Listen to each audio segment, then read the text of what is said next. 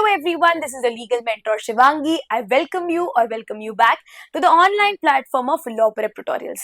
अब आज के इस वीडियो में बहुत ही इंपॉर्टेंट सुप्रीम कोर्ट का जजमेंट डिस्कस करने वाले हैं जो बहुत ही रीसेंट है और बात करता है child right to education of mother tongue. Right, क्या केस का नाम है, क्या इश्यूज हैं, क्या यहाँ पे सुप्रीम कोर्ट ने बात बोली है और क्या फाइनल डिसीजन यहाँ पे सुप्रीम कोर्ट ने दिया है, हम सब कुछ डिस्कस करने वाले हैं इस वीडियो में. To begin with the case का नाम है Padam Mehta versus state of Rajasthan. And most important बात यहाँ पे सुप्रीम कोर्ट ने ये बात रिकॉग्नाइज करी है कि अगर चाइल्ड के पास में यहाँ पे राइट है एजुकेशन की, तो उसके पास में ये भी राइट है कि उसे मदर टंग भी पढ़ाई जाए एटलीस्ट टिल ग्रेड 5. और यहाँ पे सुप्रीम कोर्ट ने उसे एक फंडामेंटल राइट रिकॉग्नाइज किया है under article 19(1)(a). And interestingly क्यों किया है, क्या रीजनिंग यहाँ पे सुप्रीम कोर्ट की है, वो हमारे लिए बड़ी इंपॉर्टेंट है. अब यहाँ पे ये देखना है कि क्या इश्यूज यहाँ पे एक्चुअली रेज हुए सुप्रीम कोर्ट के सामने. नंबर 1 इशू यहाँ पे ये रेज हुआ सुप्रीम कोर्ट के सामने कि क्या राजस्थान गवर्नमेंट जो है, क्या वो रिफ्यूज कर सकती है कि वो राजस्थानी को अपने स्कूल करिकुलम में इंट्रोड्यूस नहीं करेगी. और despite having NEP policy, national education policy, क्या उसके ऊपर जाके स्टेट गवर्नमेंट जो है वो ऐसा कुछ कर सकती है. Number 1 issue. नंबर 2 इशू यहाँ पे रिकॉग्नाइज किया सुप्रीम कोर्ट के सामने, ये इशू रेज हुआ कि क्या जुडिशरी कितना इंटरफेयर कर सकती है एजुकेशन पॉलिसी के अंदर. Because we know policy is a matter of executive, तो जुडिशरी कितना इंटरफेयर कर सकती है. क्या जुडिशरी मियरली स्पेक्टेटर की तरह उसे वॉच करेगी या जुडिशरी का भी उसके अंदर कोई से हो सकता है. नंबर 3 यहाँ पे कि ये जो फेलियर है to not provide education in mother tongue, क्या ये कॉन्स्टिट्यूशन के सिद्धांतों को, प्रिंसिपल को वायलेट करता है क्या. And number 4 and the last issue, क्या सही में स्टेट के ऊपर कोई ऑब्लिगेशन है कि वो यहाँ पे ये स्टेप्स ले कि मदर टंग जो है वो भी इनकलकेट हो यहाँ पे एजुकेशन सिस्टम के अंदर. अब यहाँ पे कुछ आर्ग्यूमेंट, जब पिटिशन फाइल हुई तो यहाँ पे कुछ कोर आर्ग्यूमेंट्स पिटिशनर्स ने रेज किए.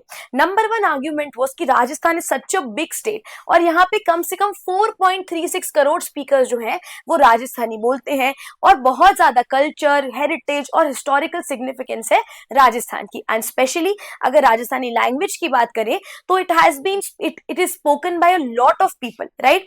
एंड नंबर 2 चीज की जो स्टेट यहाँ पे मना कर रही है, स्टेट ऑफ राजस्थान के सामने पहले भी एप्लीकेशन जो है फाइल हुई, राजस्थान हाईकोर्ट के सामने भी ये मामला गया, बट यहाँ पे उस मामले को डिसमिस कर दिया गया. तो ये स्टेट का जो रेफ्यूजल है कि हम नहीं इंक्लूड करेंगे इस राजस्थानी लैंग्वेज को, मदर टंग को, क्या ये जो सिद्धांत है हमारे कॉन्स्टिट्यूशन प्रिंसिपल्स जो है with respect to language, protecting culture, क्या इससे वायलेट कर रहा है. ये कह रहे हैं हाँ ये इससे वायलेट कर रहा है.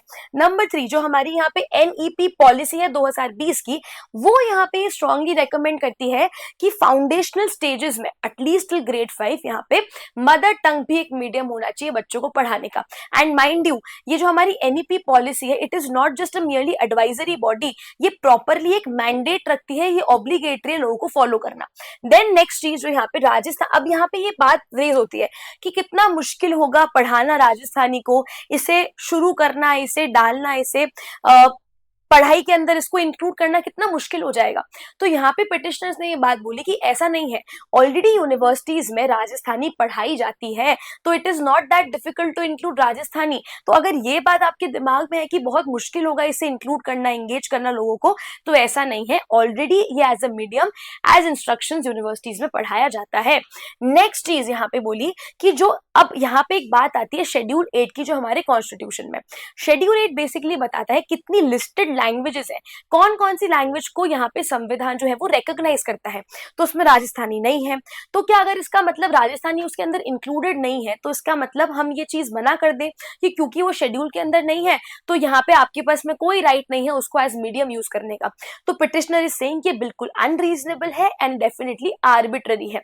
एंड नेक्स्ट चीज यहाँ पे ये जो प्रोलॉन्ग एग्जीक्यूटिव इनएफिशिएंसी है कि अगर हम इतनी बार, अगर एनईपी ने भी बोला है कि आपको ये चीज करनी चाहिए और अगर ये एग्जीक्यूट नहीं हो पा रही है, तो ये जो इनएफिशिएंसी है, क्या इस इनएफिशिएंसी को देखते हुए ये कहते हैं कोर्ट को डेफिनेटली जो है इसके अंदर इंटरफेयर करना चाहिए, court must intervene in this. Now अब ये तो आर्ग्यूमेंट्स हो गए पिटिशनर्स के. जब स्टेट को बुलाया गया तो स्टेट ने भी अपने कुछ आर्ग्यूमेंट्स दिए। स्टेट ने बोला कि नहीं भाई हम इसको नहीं मानते हैं because of two reasons, mainly two reasons. Number one reason कि यहाँ पे ये पूरा काम है एग्जीक्यूटिव का, judiciary can not interfere because ये पॉलिसी इंप्लीमेंटेशन, इसको लागू करना नहीं करना, ये पूरा स्कोप में आता है एग्जीक्यूटिव के, जुडिशरी के ये स्कोप में नहीं आता है। That is why they say that court should not interfere in the policy formation. Number two argument जो उन्होंने दिया was with respect to the 8th schedule of the constitution.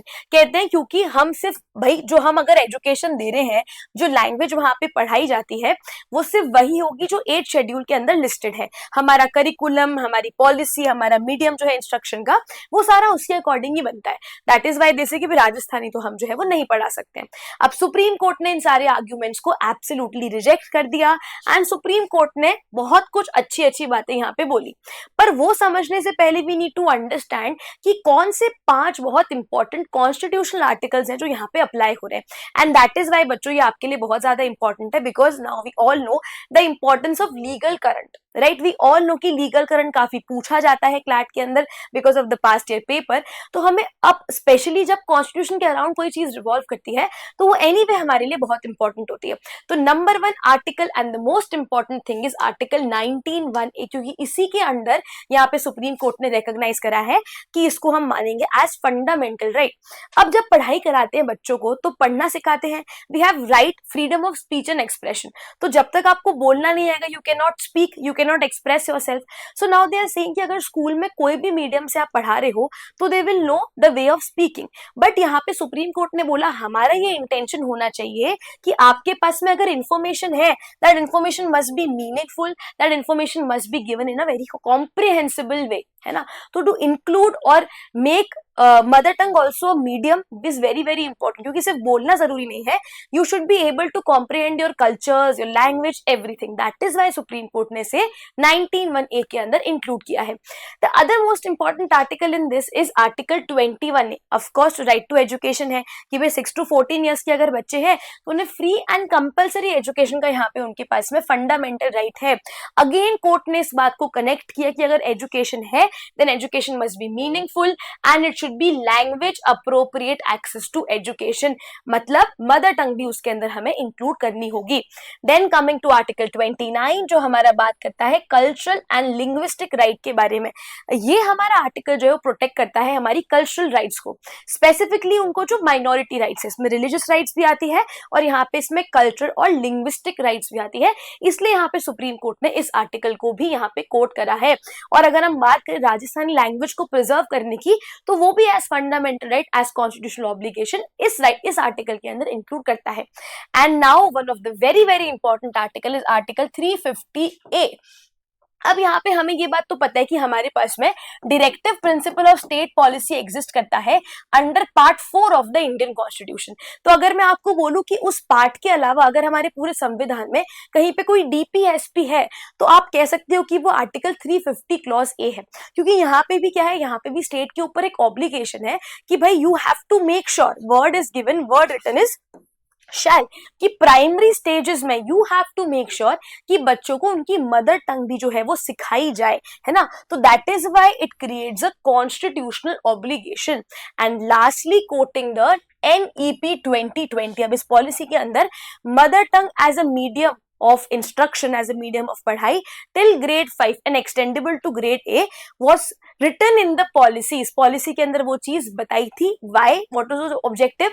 वही कि कल्चरली आप रिच रहो, आपका कल्चरल कनेक्शन रहे, आप बेटर कॉग्निटिव डेवलपमेंट हो पाए, बेटर कॉम्प्रिहेंशन कर पाओ।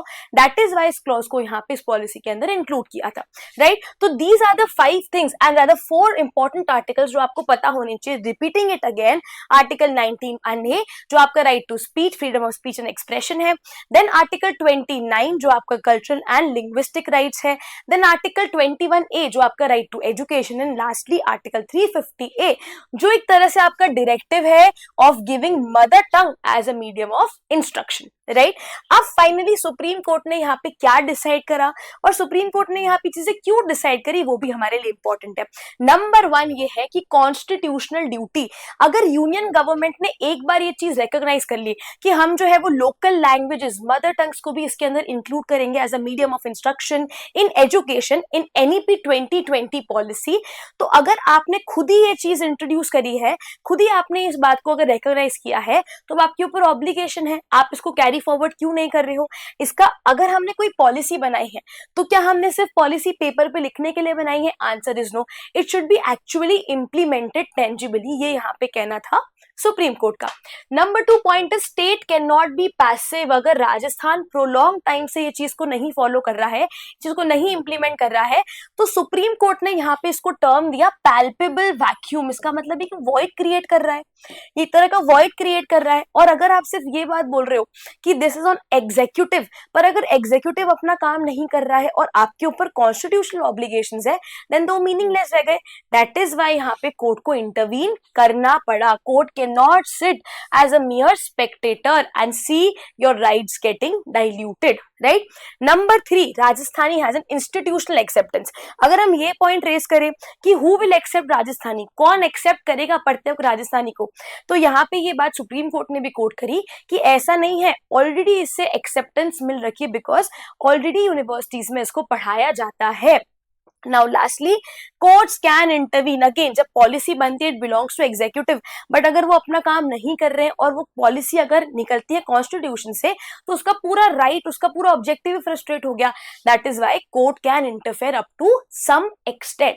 एंड कोर्ट ने फाइनली कुछ डायरेक्शंस दिए, और डायरेक्शंस पे जाने से पहले जो बात मैंने आपको 3 बार ऑलरेडी बता दी है कि why this ruling is very very important, because of this thing कि यहाँ पे आर्टिकल 19(a) के बारे में उन्होंने बोला कि अगर हम यहाँ पे आपको गारंटी करते हैं freedom of speech and expression, तो आपके पास में सिर्फ मियर राइट नहीं कि आप इंफॉर्मेशन इकट्ठा करो, कि रिसीव इंफॉर्मेशन ताकि आप बोल पाओ, but information should be meaningful and comprehensible. It is not merely ability to communicate but also to understand, to internalise and to process your information. ये यहाँ पे कहना था सुप्रीम कोर्ट का। And again one very very important thing कि NEP is not merely an advisory body. इन्होंने अगर कोई चीज बोली है तो you have to implement that thing, right.